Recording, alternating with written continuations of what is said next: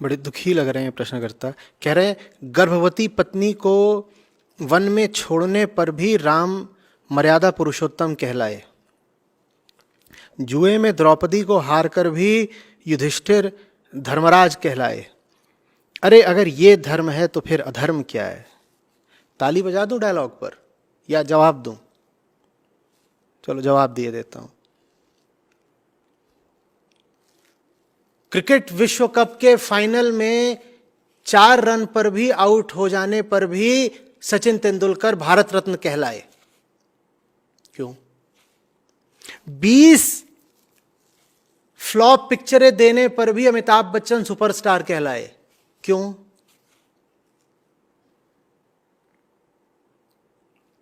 दर्जनों गाने हैं लता मंगेशकर के भी, किशोर कुमार के भी, मोहम्मद रफी के भी, जो बिल्कुल नहीं चले, तो भी ये सब लेजेंड कहलाए। क्यों? अब मुझे बताओ, मैं इनकी बात करूं या तुम्हारी बात करूं? तुम्हारी नजर कहां है? तुम देखना क्या चाहते हो? क्यों नहीं आपत्ति करी कि 2003 का विश्व कप था, भारत ऑस्ट्रेलिया का फाइनल मैच था, सचिन तेंदुलकर 4 रन पर आउट हो गए, उसके बाद भी तुम क्यों उनको कह रहे हो भारत का डॉन ब्रैडमैन? क्यों तुम उनको भारत रत्न और अन्य उपाधियां दिए दे रहे हो? बोलो, तब क्यों नहीं कहा? भारत रत्न कोई छोटी बात होती है? भारत रत्न ऐसे आदमी को तुमने भारत रत्न दे दिया जो विश्व कप के फाइनल में 4 रन पर आउट हो गया। ये कोई बात है? तब क्यों नहीं आपत्ति करते? बोलो। नहीं, तब तो तुम कहोगे हम यही सिर्फ थोड़े ही देखेंगे कि एक मैच में क्या हुआ था। हे। हम तो उनका पूरा कैरियर देखेंगे ना। वहां तुमको इतनी अकल है कि पूरा कैरियर देखेंगे, एक ही मैच नहीं देखेंगे, भले ही वो मैच विश्व कप का फाइनल मैच क्यों ना हो। लेकिन जब बात आती है राम की और युधिष्ठिर की, तो वहां तुम तत्काल बड़े न्यायाधीश बनकर खड़े हो जाते हो, कहते हो देखो उन्होंने ऐसा कर दिया, वैसा कर दिया, अब हम क्यों सुने राम की, क्यों सुने युधिष्ठिर की।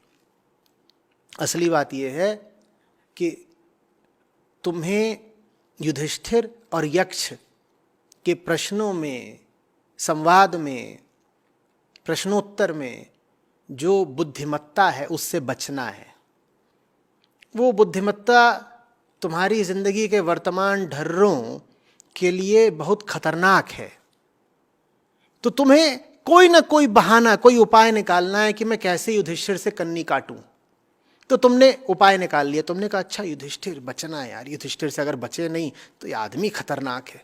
ऐसे ऐसे इसने जवाब दिए हैं यक्ष को, ऐसी ऐसी बातें बता दी हैं कि वो बातें अगर मैंने स्वीकार कर ली, अपनी ज़िंदगी में लागू कर दी, तो मेरी ज़िंदगी में जो मेरे ढर्रे चल रहे हैं, सुख सुविधाएं चल रही हैं, तमसा चल रही हैं, जो मैंने सब बेईमानी के प्रबंध कर रखे हैं, वो सब खत्म हो जाएंगे। मेरे झूठ का तो पूरा मकान ही ध्वस्त हो जाएगा। तो इस युधिष्ठिर को किसी तरीके से नकारना बहुत ज़रूरी है। कैसे नकारे, कैसे नकारे? तो तुमने इलाज खोज लिया। तुमने कहा अच्छा मिल गया, युधिष्ठिर के दामन पर मुझे एक धब्बा मिल गया। क्या धब्बा मिल गया? अरे वो जब द्यूत क्रीड़ा चल रही थी ना, तो ये युधिष्ठिर ना, इसने राजपाट तो दांव पे लगाया, ये अपने भाई भी दांव पे लगा दिए, फिर द्रौपदी दांव पर लगा दी। बड़ा नालायक आदमी था, इसकी सुननी नहीं चाहिए। हो गई तमन्ना पूरी। यही चाहते थे ना कि जितनी भी धार्मिकता और जितना भी बोध युधिष्ठिर के माध्यम से मिल सकता हो, उससे तुम किसी तरह से बच जाओ। उसके लिए बस तुमको बहाना चाहिए था कि किसी तरीके से पता चल जाए कि कहां गलती करी युधिष्ठिर ने, बस मैं उस गलती को पकड़ लूं, उस गलती को पकड़ लूं। न तुमको योग वाशिष्ठ से मतलब है, न तुमको राम के पूरे किरदार से मतलब है। तुमको मतलब किन बातों से? बस उन बातों से है जिन बातों का इस्तेमाल करके राम पर खोट आरोपित की जा सकती हो।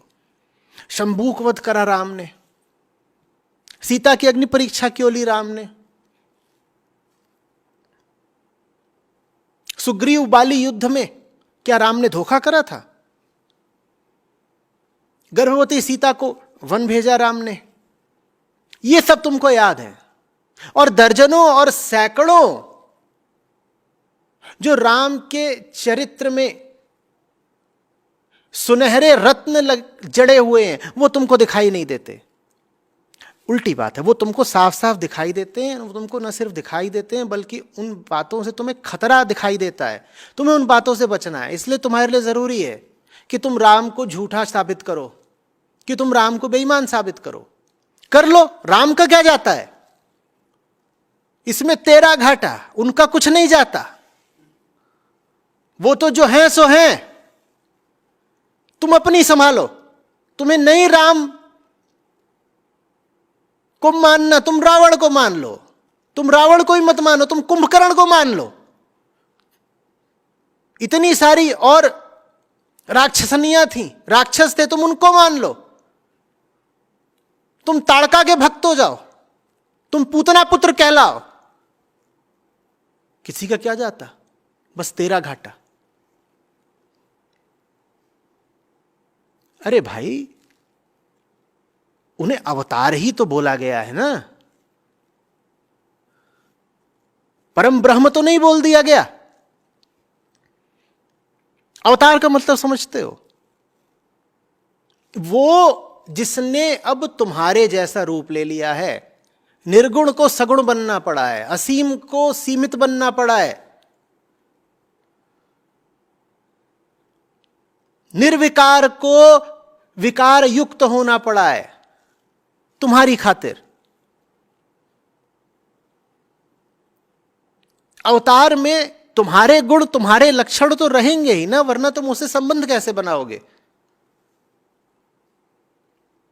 लेकिन अजीब तो तुम्हारा तर्क है। कहते हो कि अरे मैं उनको इसीलिए तो नहीं मानूंगा क्योंकि वो बिल्कुल मेरे जैसे थे।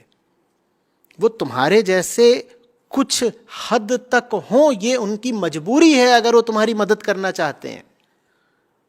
कैसे वो तुम्हारी मदद करेंगे अगर मनुष्य के जो प्राकृतिक गुण होते हैं उनमें बिल्कुल ही ना पाए जाएं। इल्जाम ये भी तो लगाओ कि जो पूर्ण है और जो मुक्त है उसको तो सब भावों विचारों से बिल्कुल अतीत होना चाहिए, निष्पक्ष होना चाहिए। ये रामचंद्र जी रो क्यों पड़े थे जब सीता का अपहरण कर ले गया था रावण? ये कैसे मुक्त पुरुष हैं, ये कैसे पूर्ण ज्ञानी है कि जिनकी पत्नी को अगर कोई उठा ले गया तो वो रोने लग जाते हैं और हिरणों से और पक्षियों से और वृक्षों से पूछते हैं, तुम देखी सीता मृगनयनी। बोलो ना कि राम का हम क्या अनुकरण करें, इनमें तो हमारे ही जैसे आंसू हैं। हां, उनमें बिल्कुल तुम्हारे जैसे आंसू नहीं रहेंगे, पर फिर वो तुम्हारे किसी काम के भी नहीं रहेंगे। ब्रह्म तुम्हारे किस काम का है बताओ? ब्रह्म सर्वथा अनुपयोगी है। पूर्ण सत्य तुम्हारे उपयोग का नहीं हो सकता, क्योंकि पूर्ण सत्य के सामने तुम कुछ हो ही नहीं। पूर्ण सत्य तो अद्वैत है, उसमें तुम फिर हो ही नहीं। तुम्हारी कोई हैसियत नहीं, तुम्हारी कोई औकात नहीं, तुम्हारा कोई अस्तित्व ही नहीं। जब तुम्हारा कोई अस्तित्व ही नहीं पूर्ण सत्य के सामने, तो पूर्ण सत्य तुम्हारे लिए क्या उपयोगी होगा? क्यों उपयोगी होगा? अवतार तुम्हारे लिए उपयोगी होता है, महापुरुष तुम्हारे लिए उपयोगी होते हैं। वो तुम्हारे लिए उपयोगी होते ही इसीलिए हैं क्योंकि उनमें कुछ कुछ तुम्हारे ही जैसे दोष, गुण और विकार होते हैं। तभी तो वो तुम्हारा दर्द समझते हैं। राम खुद रोते हैं, इसीलिए तुम्हारे भी आंसू समझते हैं। कोई महापुरुष, कोई आदर्श ऐसा नहीं है जिसमें अगर तुम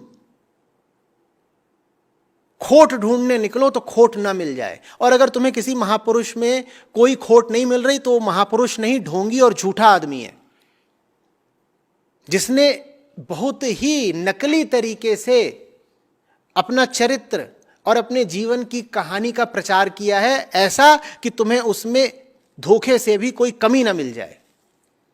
जो भी असली आदमी होगा उसमें तुम्हारी ही जैसी, तुम्हारे सरीखी ही कुछ कमियां जरूर होंगी। अब ये तुम्हारी नजर पर है कि तुम्हें उसकी कमियां देखनी है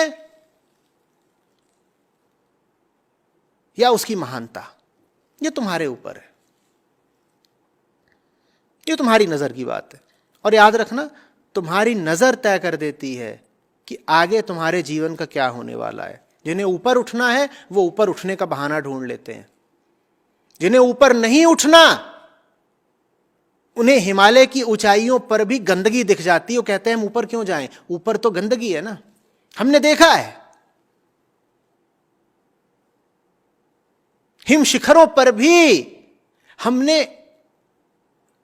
किसी तरीके से धूल के कुछ कणों को देखा है। हमने वहां चूंकि धूल देखी है इसीलिए हम ऊपर नहीं उठना चाहते। जब भी तुम पाओ कि महापुरुषों के चरित्र में कोई छिद्रान्वेषण कर रहा है, खोट निकाल रहा है, तो पहला सवाल यह पूछना तेरी नीयत क्या है। क्योंकि तू जो खोट निकाल रहा है वो हमको भी पता है कि है, लेकिन हमें यह चुनाव करना होता है ना कि हम क्या देखना चाहते हैं। और किस महापुरुष ने आज तक दावा करा कि वो सर्वथा पूर्ण है, त्रुटि रहित है, परफेक्ट है? उनका तो ऐसा अपना कोई दावा ही नहीं है। वो तो एक साधारण मानवीय जीवन जी रहे हैं। तुम उनका मूल्यांकन एक ऐसे पैमाने पर कर रहे हो जिसका उन्होंने स्वयं कभी दावा नहीं करा। वो क्या कह रहे थे कि तुम मुझे मर्यादा पुरुषोत्तम मानो, मत मानो। वो तो अपना जीवन जी रहे थे। तुम्हें उनके जीवन से अगर कुछ सीखने जैसा लगता है तो सीखो, नहीं तो आगे बढ़ो बाबा। तुम्हें जिनके जीवन में लगता हो कि कुछ रस है, कुछ ऊंचा है, तुम वहां से सीख लो। दुनिया में और इतने लोग हैं भैया। और ये तो कहना नहीं कि हम किसी से नहीं सीखेंगे, हम तो अपने मालिक खुद हैं। सीखोगे तो तुम है ही बेटा। बस ये है कि राम से नहीं सीख रहे तुम, तो किसी और से सीखोगे। नीयत ये है तुम्हारी। राम मर्यादा पुरुषोत्तम कहलाते हैं, इस बात से तुमको बड़ी पीड़ा हो रही है। तुम्हें पीड़ा राम के मर्यादा पुरुषोत्तम कहलाने से हो रही है या मर्यादा मात्र से हो रही है? कहीं ऐसा तो नहीं कि मर्यादा ही तुम्हें तकलीफ देती हो? कहीं ऐसा तो नहीं कि एक ढीला लुजुर अनुशासन रहित जीवन जीना चाहते हो? इसीलिए मर्यादा के जो भी प्रतिनिधि हैं, मर्यादा के जो भी दृढ़ और ऊंचे स्तंभ हैं, उन पर तुम लांछन और आरोप लगाना चाहते हो। कहीं ऐसा तो नहीं कि तुम्हारी असली समस्या धर्म मात्र से है, इसीलिए तुम युधिष्ठिर को धर्मराज कहे जाने पर इतनी आपत्ति दिखा रहे हो?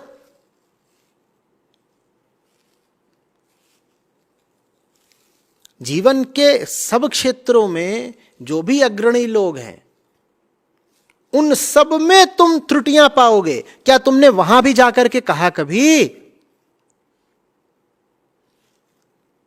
कि अरे नहीं, इनमें तो त्रुटि थी? युधिष्ठिर तुम्हें धर्म सिखा रहे हैं, तुम्हें युधिष्ठिर के चरित्र में खोट मिल गई, तुम कहते हो वो धर्म जो युधिष्ठिर मुझे दे रहे हैं वो मैं लूंगा नहीं, क्योंकि मुझे युधिष्ठिर के चरित्र में खोट मिल गई है। अच्छा ठीक है, एडिसन ने तुम्हें क्या दिया है? बल्ब दिया है। तुम्हें एडिसन के चरित्र में खोट मिल गई, तुम बल्ब लेने से भी इनकार करो ना। नहीं, बल्ब तो तुम ले लेते हो।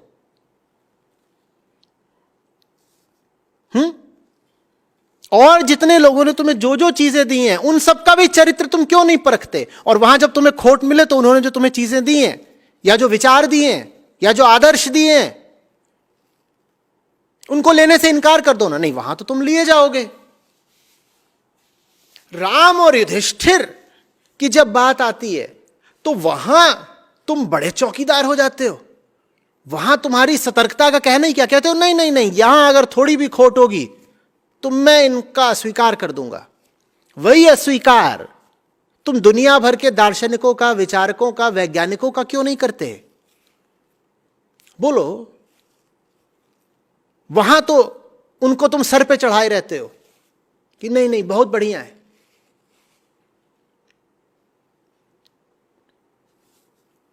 और तमन्ना बिल्कुल यही है तुम्हारी कि राम को हटा दो, कृष्ण को हटा दो, और सर्वोपरि आदर्श बना दो किनको? बाकी सब लोगों को।